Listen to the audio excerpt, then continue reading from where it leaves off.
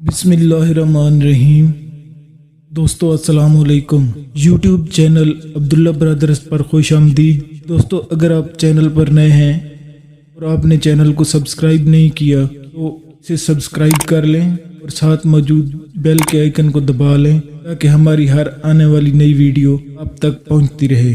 تذکرۃ الشہید سے ماخوذ ہے کہ کچھ لڑکیاں سب سے بے نیاز اپنی اداؤں سے سب کو گھائل کرتی مدرسہ عزیزیہ کے دروازے سے گزر رہی تھیں کہ حضرت شاہ محمد اسماعیل رحمۃ اللہ علیہ کی نظر ان پر پڑ گئی۔ حضرت نے اپنے ساتھیوں سے پوچھا، یہ کون ہیں؟ ساتھیوں نے بتایا کہ حضرت یہ طوائفیں ہیں اور کسی ناچ گانے کی محفل میں جا رہی ہیں۔ حضرت شاہ صاحب نے فرمایا، یہ بتاؤ کہ ان کا تعلق کس مذہب سے ہے؟ انہوں نے بتایا کہ جناب یہ دین اسلام ہی کو بدنام کرنے والی ہیں، اپنے آپ کو مسلمان کہتی ہیں۔ شاہ صاحب نے جب یہ بات سنی تو فرمایا، مان لیا کہ بد عمل اور بد کردار ہی صحیح، لیکن کلمہ گو ہونے کے اعتبار سے ہم مسلمانوں کی بہنیں ہی ہیں، لہٰذا ہمیں انہیں نصیحت کرنی چاہیے، ممکن ہے کہ گناہ سے باز آ جائیں۔ ساتھیوں نے کہا، ان پر نصیحت کیا خاک اثر کرے گی، بلکہ ان کو نصیحت کرنے والا تو الٹا خود بدنام ہو جائے گا۔ شاہ صاحب نے فرمایا، تو پھر کیا ہوا، میں تو یہ فریضہ ادا کر کے رہوں گا خواہ کچھ بھی ہو جائے۔ ساتھیوں نے عرض کی، حضرت آپ کا ان کے پاس جانا کرین مصلحت نہیں ہے، آپ کو پتہ ہے کہ شہر کے چاروں طرف آپ کے مذہبی مخالفین ہیں جو آپ کو بدنام کرنے کا کوئی موقع نہیں چھوڑتے۔ آپ نے فرمایا، مجھے ذرا بھر پرواہ نہیں، میں انہیں ضرور نصیحت کرنے جاؤں گا۔ اس عزم کے بعد آپ تبلیغ حق و اصلاح کا عزم لے کر گھر میں تشریف لائے، درویشانہ لباس زیب تن کیا اور تن تنہا نائکہ کی حویلی کے دروازے پر پہنچ گئے اور صدا لگائی، اللہ والیو دروازہ کھولو اور فقیر کی آواز سنو۔ آپ کی آواز سن کر چند لڑکیاں آئیں، انہوں نے دروازہ کھولا تو دیکھا باہر درویش صورت بزرگ کھڑا ہے۔ انہوں نے سمجھا کہ یہ کوئی گدھا گر فقیر ہے تو انہوں نے چند روپے لا کر تھما دیے۔ آپ نے اندر جانے کا اصرار کیا اور پھر اندر چلے گئے۔ اندر جا کر شاہ صاحب نے دیکھا کہ چاروں طرف شمعیں اور قندیلیں روشن ہیں، طوائفیں طبلے اور ڈھولک کی تھاپ پر تھرک رہی ہیں۔ جوں ہی نائکہ کی نگاہ اس فقیر بے نوا پر پڑی، اس پر ہیبت طاری ہو گئی۔ وہ جانتی تھی کہ اس کے سامنے فقیرانہ لباس میں گدھا گر نہیں بلکہ شاہ اسماعیل کھڑے ہیں، وہ جو شاہ ولی اللہ کے پوتے ہیں اور آپ کا خاندان انتہائی معزز ہے۔ نائکہ تیزی سے اپنی نشست سے اٹھی اور احترام کے ساتھ ان کے سامنے جا کر کھڑی ہو گئی اور ادب سے عرض کیا، حضرت آپ نے ہم سیاکاروں کے پاس آنے کی زحمت کیوں کی؟ آپ نے پیغام بھیج دیا ہوتا تو ہم آپ کی خدمت میں حاضر ہو جاتی۔ آپ نے آنکھیں بند کیے بغیر نامحرم سے کہا، بڑی بھی تم نے ساری زندگی لوگوں کو راگ و سرور سنایا ہے، آج ذرا کچھ دیر ہم فقیروں کی صدا بھی سن لو۔ یہ سن کر نائکہ نے تمام طوائفوں کو پازیبے اتارنے اور طبلے ڈھولکیاں بند کر کے واز سننے کا حکم دیا۔ وہ تمام ہمتاً گوش ہو کر بیٹھ گئیں۔ شاہ اسماعیل رحمۃ اللہ علیہ نے حمائل شریف نکال کر سورہ تین کی تلاوت شروع فرمائی۔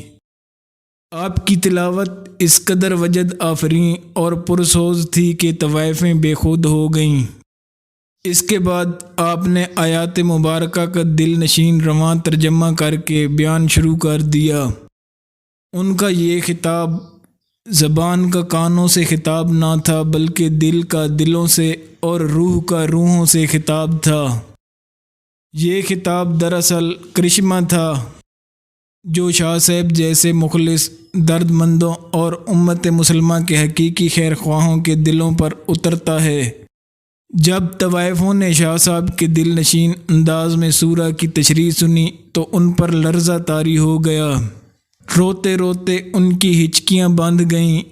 شاہ صاحب نے جب ان کی آنکھوں میں آنسوؤں کی جھڑیاں دیکھیں تو انہوں نے بیان کا رخ توبہ کی طرف موڑ دیا اور بتایا کہ جو کوئی گناہ کر بیٹھے اور اللہ سے اس کی معافی مانگ لے تو اللہ بڑا غفور الرحیم ہے، وہ معاف کر دیتا ہے، بلکہ اسے تو اپنے گناہگار اور سیاہکار بندوں کی توبہ سے بے حد زیادہ خوشی ہوتی ہے۔ آپ نے توبہ کے اتنے فضائل بیان کیے کہ ان کی سسکیاں بندھ گئیں۔ کسی ذریعے سے شہر والوں کو اس وعظ کی خبر ہو گئی، وہ دوڑے دوڑے آئے اور مکانوں کی چھتوں، دیواروں، چوکوں اور گلیوں میں کھڑے ہو کر وعظ سننے لگے۔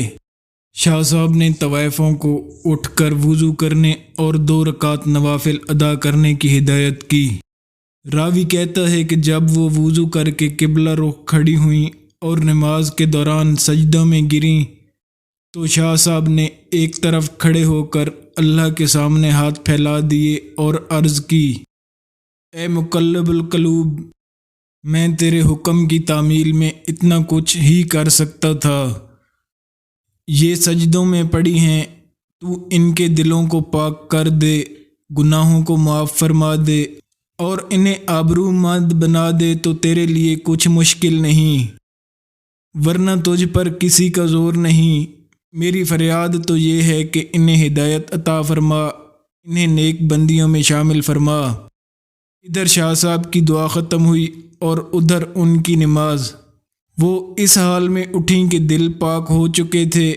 اب شاہ صاحب نے عفت مآب زندگی کی برکات اور نکاح کی فضیلت بیان کرنی شروع کر دی اور اس موضوع کو اس قدر خوش اسلوبی سے بیان کیا کہ تمام طوائفیں گناہ کی زندگی پر کف افسوس کرنے لگیں اور نکاح پر راضی ہو گئیں۔ چنانچہ ان میں سے جوان عورتوں نے نکاح کرا لیے اور ادھیڑ عمر والیوں نے گھروں میں بیٹھ کر محنت مزدوری سے گزارا کرنا شروع کر دیا۔ راوی لکھتا ہے کہ ان میں سے سب سے زیادہ خوبصورت موتی نامی خاتون کو جب اس کے سابقہ جاننے والوں نے شریفانہ حالت اور سادہ لباس میں مجاہدین کے گھوڑوں کے لیے ہاتھ والی چکی پر دال پیستے دیکھا تو پوچھا، وہ زندگی بہتر تھی جس میں تو ریشم و حریر کے ملبوسات میں شاندار لگتی اور تجھ پر سیم و زر نچھاور ہوتے تھے، یا یہ زندگی بہتر ہے جس میں تیرے ہاتھوں پر چھالے پڑے ہوئے ہیں؟ کہنے لگی، اللہ کی قسم، مجھے گناہ کی زندگی میں کبھی اتنا لطف نہ آیا جتنا مجاہدین کے لیے چکی پر دال دلتے وقت ہاتھوں میں ابھرنے والے چھالوں میں کانٹے چبھو کر پانی نکالنے سے آتا ہے۔ اس طرح شاہ محمد اسماعیل رحمۃ اللہ علیہ کی ایک چھوٹی سی کاوش سے کئی لڑکیاں گناہ سے بچ گئیں۔